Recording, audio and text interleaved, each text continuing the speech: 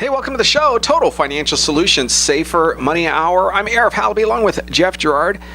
Welcome to this new year, 2017. Okay, we should take a bet how long it's going to take for you to ever to not write 2016 when you write the date down on your checks or whatever you might be writing the date on and in the forms and signing your name and you're like, oh man, it's 17. It was much easier when you would go from a date like 2003 to 2000 or 2 to 3 where you're just trying to write things. Now you gotta how do you make a 6 look like a 7? I don't know if that's gonna be easy, but I can tell you this, folks, we're excited to be here, and 2017 was tragic for a lot of people. It's interesting. I don't remember a time when so many people have had the thought that they were glad the year was over. There's so many yucky things. People passed, were illnesses, financial tragedies, and you can just look at that and certainly be grateful that the clock has turned, but nothing changes outside, right? When you take a look, the sun's still coming up in the east and still sets in the west, and you still have to get in your car and start it up and drive to work. There's not a whole lot of things that change. It's a mindset. And the mindset of retirement is kind of the same thing, because retirement for you is another day of work for somebody else. That first day of retirement for you is the first day of work for somebody else. So there is a mindset that happens, and yes, I can tell. I can tell you this. Look, 2015 was much worse for me than 2016, but I agree. 2016 was a very tough, especially the beginning, start of the year. It was not a good year for a lot of people for a lot of reasons, and I can certainly see that. But it is just another day today, isn't it? So how are we going to make sure that when we retire, when that moment comes, it isn't this magical thing that you expect to happen and really honestly nothing happens? It's the same thing. People go, Jeff, and they work out at the gyms and they promise to not spend money on things and drink a little bit less and smoke a little bit less, or now maybe more, depending on the law. They commit to certain things in their life, and then suddenly we turn around and 4 weeks go by, 3 weeks go by, and you forget what that New Year's resolution is. Retirement is not the same. Retirement is a from now on kind of a thing. That's right. And I find it interesting that we all still kind of buy into this fallacy or this idea that one day something will change, when the people that we get that notion from are already there. They're already in retirement. They didn't go, oh, wow, hey, it was right. Remember that thing we thought for 30, 50, 100 years? It's right. Don't worry, when you get to retirement, everything changes. No, it's just like the clock turning 2017 or whatever other year it is. Yeah, the habits that you have taken with you into the 2017 year are the same habits you're going to take into retirement. And as you bridge this gap of yesterday and tomorrow, there is a today, right? I mean, it sounds very philosophical. Don't call me Buddha, but I don't know, you can come up with something. The habits that you take are going to be you. And I say it this way. If you want to change, really the bottom line is to change what you think about. And because if you think about something long enough, you do it. And if you do something long enough, it becomes a habit. And when you do your habits, when you take all of those habits, waking up in the morning, brushing your teeth, the way you interact with people, the way you treat somebody you have nothing to gain from, the way your integrity in business, that becomes your character. And your character is who you are. So if you don't like who you are, you don't get to blame your mom or your dad or your ancestors or your race or your religion or your sex. You don't get to blame any of that. You get to blame yourself. And that is a very harsh moment, because some will say the election of 2016, and I pray this is the way it is, gives up on the political correctness, the running around of, you offended me, I'm offended, you offended me. I'm like, oh my gosh, can you imagine trying to live a life without offending anybody? Whose standards do you live? It's like this little bubble you got to walk in and get into everybody's mindset and wonder how they're feeling today because how they took what you said. And instead of, how about you just worry about yourself? You can choose to take things in a personal way. You can choose to develop personally and become better. Become a better financial manager. Do you realize the power that you have to do that? Because if you were paid the same amount of money today than you were as you were yesterday, you're going to have to do something different if you want different results. That's right. And I think for a lot of people, it's just, well, let's go make more money. Well, how about if you just manage what you have a little bit better? Maybe trim some of the fat. The part I like about a new year, a new month, a new day, a new week, whatever have you, is that it's built around what you said, Arif. It's that mindset of a new beginning, another opportunity. You know, just like when you've made a mistake and you're having a rough day, and as a kid, or whether you're playing on a sports team or just a rough day around the house. And I remember my mom would always tell me, or a coach would tell me, hey, we've always got another day. And that's something bright to look forward to, but I think we just have to do something about it now. Yeah. It changes when you think the power lies inside of you instead of outside. The power to the way that you view other things, the power to have certain changes in your financial life, they come from inside of you. It's not something that you have to wait for the government or the state or your spouse or your job.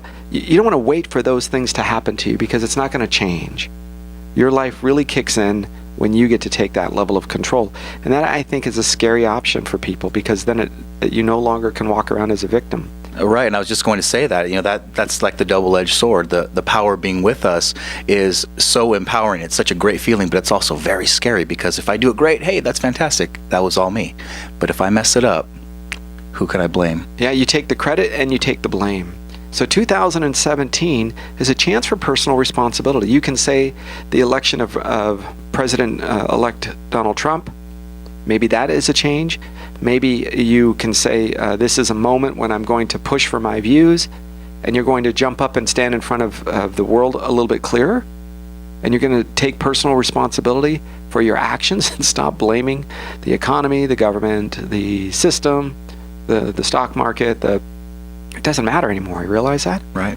There are people in the last 8 years who are making a heck of a lot less than they were when President Obama was elected. And there are people who are making nothing, living in a garage, who are now millionaires and billionaires in the last 8 years. Do you understand? The same 8 years happened. The same president, the same economy. Yeah, it stinks if you're here and it's better if you're there, but you can push through both of those and come out and be financially successful. So I want to encourage you, as the change is happening and your life is financially moving in the right direction, you now have a choice. And that is for you to build and create opportunity. You're not guaranteed, but opportunities. So that retirement for you is a little bit more of a sure thing, a little bit more of you kind of going in and saying, you know what, I can plan out what I'm going to make. I can plan that it's going to happen. I can plan what I'm going to expect. And those are good opportunities for you to create and build, if you will, the right momentum. And so this is important as you build income solutions. You have heard me at Total Financial Solutions say many, many times that retirement is not just about accumulating assets. You can have this building worth $10 million and have 30 tenants, and everybody's paying you. You can't take a piece of drywall off to the grocery store. It doesn't matter how much the building is worth. How much are you being paid next month in rent? How much is coming in your paycheck from your pension? What is your social security? That's what you spend. We spend income. We don't spend assets in retirement. Before retirement, your job is to accumulate assets. As you get closer to retirement, it's to lock down and secure income. That is a different world.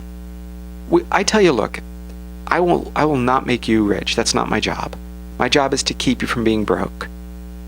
And you can say, well, my mutual fund stockbroker guy says he can make me 10, 12, 15% on average, and only son of a guns and fools. Wonderful. Go for it. If you hit a home run, I'm proud of you. Good job. That's not my job. And I think if somebody is going to be the person who's going to take credit, hey, look, the market did 18% in the last quarter, and I'm responsible for that. Wonderful. Good. Then you better be prepared to put your big boy pants on and take responsibility when it goes down and you just lost somebody's hard-earned money. And a lot of brokers don't. They come up with these little funny sayings. You're in it for the long haul. It's a paper loss. Well, then you didn't tell me it was a paper gain. You said I actually made money when it went up. You're telling me it's a paper loss when it went down. How do you do that? Or this is my favorite. Well, Jeff, don't worry, because everybody loses money sometimes, and you didn't lose as much as that guy over there, so I socked you in one arm instead of two. So isn't that a good thing? It's just not true. I go, well, gee, thank you. Yeah. All right, I want you to focus on this because we're going to come back. We're going to spend some time on income options, a way to start transitioning, because retirement can happen at age 40, 45, 50. It doesn't have to happen at age 65 or 79 or whatever people think. It can happen at any time. Then I want to define retirement a little bit to you, is what we're seeing with our clients, thousands and thousands of people. You have the privilege of hearing what they think and what they're doing when we come back at Total Financial Solutions Safer Money Hour. I'm Arif Halaby, and that's Jeff Gerard on AM 1220 KHTS. Hey, welcome to the show, Total Financial Solutions Safer Money Hour. Welcome back. Arif Halaby along with Jeff Gerard. We're talking about your retirement and kind of preparing and building up for that. Remember, during that accumulation phase, which is your working years, your income, food, shelter, clothing, your ability to live, pay for your children's shoes, all of those things, that comes from your job. It comes from your efforts, from you selling your time and getting back money for it.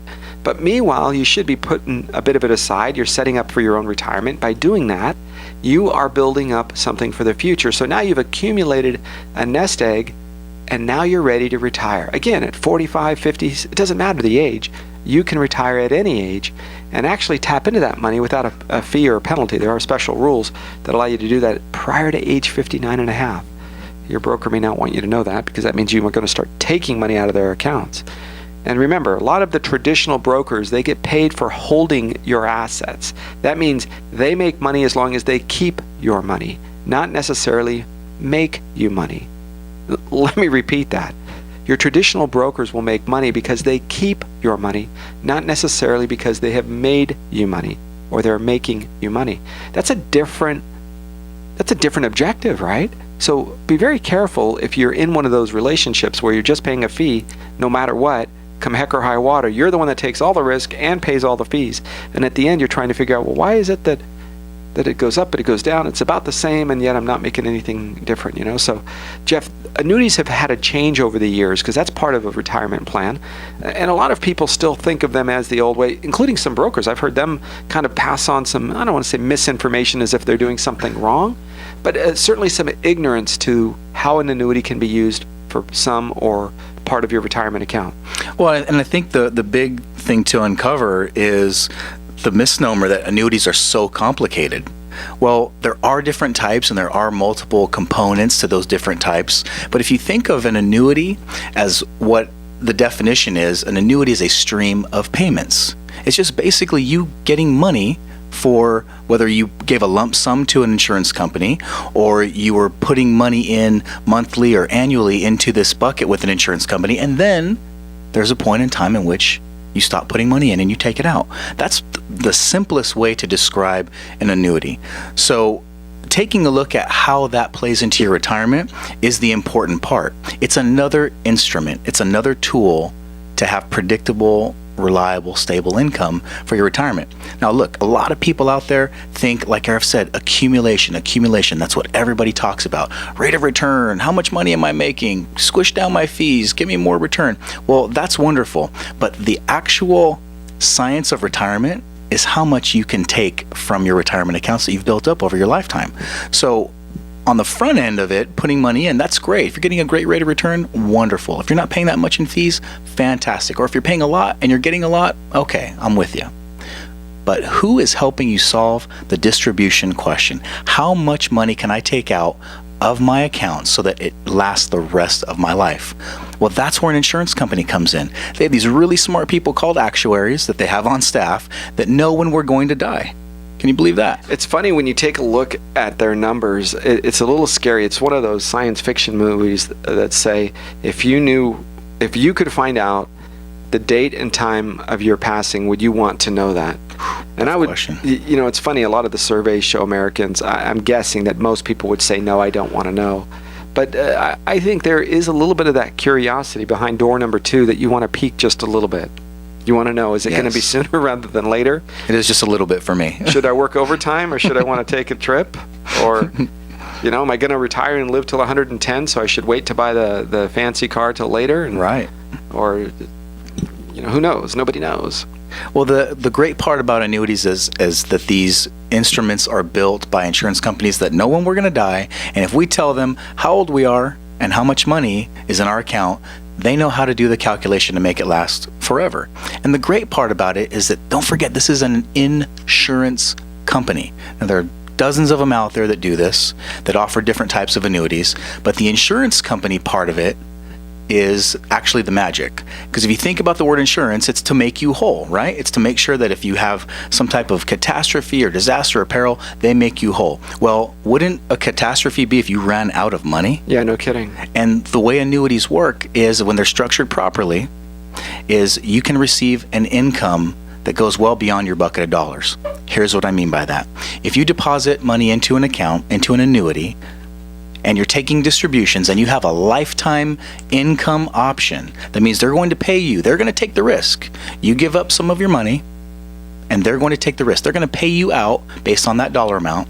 And if you outlive that bucket of dollars, they continue to pay you. And that's the beauty of it. And there are plans like that still exist. However, most annuities today can achieve a very similar result, but without you giving up the chunk of money. That's right. And that is very important. You actually have the ability to control both. Now, the biggest word of caution that I can give you is you do not have to pay extra for that. You do not have to pay the extra 1, 2, or 3% for that. I'm going to share with you a client I met with last week. I want to say it was Wednesday or Thursday. Here's what happened. It'll blow your mind. He had put in a total of $300,000, $250 into one account and $50,000 into another, right? So he had put these in many years ago. One of them 4 years ago, one of them 7 years ago. So he'd put it in over quite some time. The account value together is $307,000. So he had made $7,000 in a combination of a few years with one account and a little bit longer with another. Mm-hmm. $7,000. Okay, it's not negative, so that's fine. He's up. I'm okay with that. But let's talk about how much in fees he paid. $38,000 in fees in the same period of time. Are you listening to me? His variable annuity account had $38,000 in fees. It's not me telling him that. The company person, the representative, was on the phone and shared with us the information. They did the calculation. In fact, I actually had them on their calculator do the math. Is that this much? Yes. Okay, thank you. I mean, do you understand? He thought he was buying an income stream for the rest of his life.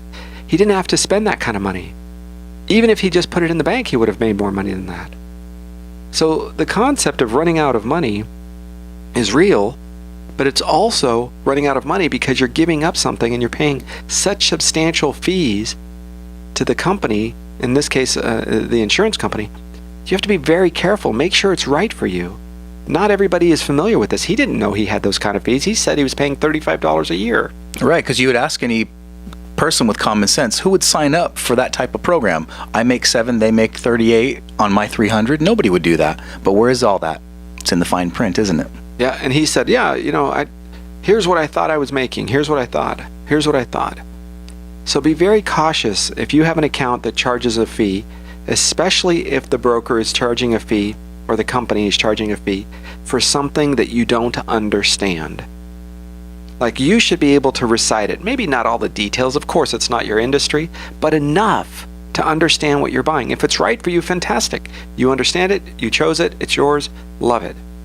The problem is when people don't understand what they're buying. The problem is when people go and they purchase products or services and they don't have an understanding, and it can end up costing them lots of money, and at the end, other people win. The broker, the company, but not them. And I don't want that to happen to you.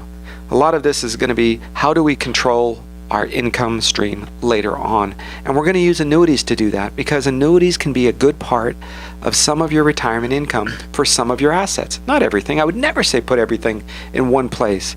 Put all your life savings in one apartment building, or buy gold with everything, or buy this stock, or buy this annuity. That's a foolish move for anybody to say. However, for a portion of it that you say, I can't afford to lose, this is the money that I want to keep for the rest of my life, this is the income I need, you can solve backwards. Because I can tell you this, as people are retiring, many people are choosing to cash out of their retirement accounts, their pensions, and taking a lump sum. Give me a big check. Because the company basically buys an annuity with that money. That's right. So if you have $800,000 because you've worked there for 32 years, and they're going to pay you $4,500 a month, $4,500 a month for the rest of your life, but if you die, they kept the rest of that money. The other option is, oh no, what they'll do is they'll give you the $800,000, wipe their hands, all yours, bye-bye. And for some people, they're choosing that as an option. They're saying, you know what, that's going to be my choice. I'm willing to not be tied to that company for the rest of my life. And when I die, I want my spouse or my kids to get that money. So you can adjust it. You can say, I'm going to take a little more, a little less, and never run out of money. So an annuity fits the bill, but you want one under your name, not one where you sign up through your employer, and your employer or your union, now they own it. And now you're tied to this program where you can't go backwards and say, you know what, never mind, just give me $100,000. You know, I just inherited money, or we just moved. I no longer pay California income taxes. Boy, that'll save you a boatload of money. And now you go into another place, financially speaking, that keeps you out of trouble. Right. And then I think the scary part is, you know, those two options being, okay, give up control, 100% control to a company or an insurance company or an employer in exchange for payments. Okay, well, what if I need a pay raise? What if I need to take a little bit more out? Well, I better have something parked off to the side. Well, the other option is to take all that money and then now it's in your hands. That example of $800,000, if someone gave you $800,000, what would you do with it? Do you know what to do with it? How would you live on that the rest of your life? Well, that's great. You can draw some of that money as you need it, but how long will that last? So the other side is putting it in that other scary option, that variable annuity, which a lot of people do because they think there's some benefits to that. They still want to play with the stock market. They still want to try to chase returns. But how about the middle of the road, Arif? What we do. You can have kind of the best of both worlds where you don't get all of the gains, but you can get some decent returns. I like that because in the index. Sorry, go ahead. I was just gonna, you're right on, because the goal is to preserve the money, right? Correct. And if you can get reasonable returns along the way, 3 to 4, 6, 5, 6, 8, somewhere in that world, right? 3 to 6%. On average, you're going to get some lower ones, you're going to get some higher ones, but over time we tend to average right in that world because the goal isn't to become a millionaire anymore. It is what it is. You have it. Don't let the financial world try to convince you that you need to have $20 million when you retirement. Right. Because I don't think you do. What my experience in nearly 21 years now has taught me in the financial world, as an investor personally, since I was 18, believe it or not. It seems like so young, but at the time, it was 18 and a half. I remember I was like, I can't believe I lost 6 months. It was funny. And I felt that for many years. I was like, oh, if only I had this 6 months back. But it was so young. So that's what, 30 years ago, right? 30 plus years ago. My experience has been that income, peace of mind matters. You might say, oh, my husband is a great manager, buys and sells stocks and mutual funds, is an investor in commodities and all the big words and the fancy stuff. And you go, well, that's wonderful. But if he passes away, or if he gets Alzheimer's, or if he gets dementia, or if he's sick, that means you have to be that person. Oh, well, she understands, just call Broker Jim and sell everything. Well, wait, maybe that's not the right time to sell. How do you know? Especially if Broker Jim only gets paid if a transaction is done. And now you got to sell and pay a fee, and maybe it's not the right time. So what I'm saying is, over the conscious period of your time, let's start lowering and reducing the risk and the headache. And if you could be anywhere in the world and be getting a paycheck and still have access to the hey, you know what, I need $10,000. Hey, you know what, I want to buy this, give me $50,000. Wouldn't that be great? Now, it might reduce your income later on. It might reduce the time frame that you have a guaranteed stream of income. But you have those choices. So that's what a fixed indexed annuity. No fee, no risk. You're not going to get home runs. You're going to get reasonable rates of return. And you have to commit to a time frame. 2 years to 16 years, somewhere in that world. 7 to 10 seems to be the best right now. 7 to 10 years, something like that. You want some or part of your money in a safe place, getting reasonable returns. Some companies pay a bonus, like a matching if you sign up. That's nice, but it's not the main reason. And you want to preserve safety, safety, safety. That's the key. There may be a place in something called a fixed annuity or a fixed indexed annuity if you're eligible and if you qualify for it. All right, we'll be back in just a minute. Arif Halaby and Jeff Gerard, Total Financial Solutions. How do you make some adjustments with this new year? How do you start committing to getting your money a little safer, get away from the rat race and the gamble? There might be some things to do. Step 2, 3, 4 when we come back. Total Financial Solutions, Safer Money Hour. I'm Arif Halaby.